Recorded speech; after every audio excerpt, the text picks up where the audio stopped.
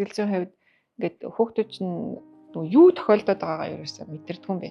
Ингээл уурлах, баярлах бүх юм ингээл заримдаа зэрэгцээл нэг нулимс гарснаа нэг инээгээл ингээл нэг хичээл нэг яагаад ингээл хүүхдүүд чинь ингээл бөөн холилцсон одоо сэтгэлийн хөрөл болдог шүү дээ. Тэгэхээр тэрийг ингэж салгаж харах чадварыг багаас нь суулгах их чухал юм байна. Багаасаа мэдэр сурах маш чухал юм шиг байна. Явандаа хүн өөрийгөө хүнд бусдад тайлбарж ойлгуулахад нь бас чухал, өөрийгөө таних нь чухал.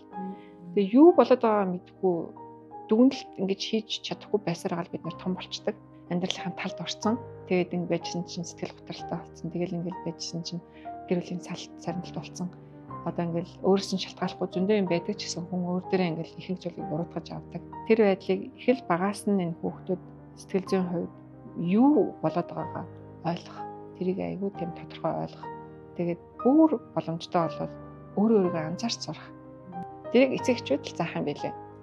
Тийм бид нар чинь тэгэл юм болвол ингээл тасархгээл дэлбэрч гээл айгүй их ажилтаа яж байгаа стресстэй орж ирэл хүүхдүүд нь бүр тэрэн дээр нэмэрлээл.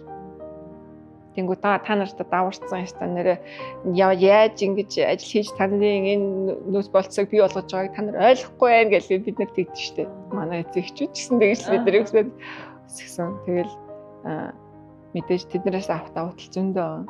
Тэгээд тэднээс сайжруулахч одоо ингэж боловсролын хувьд бид нартаас зөндөө.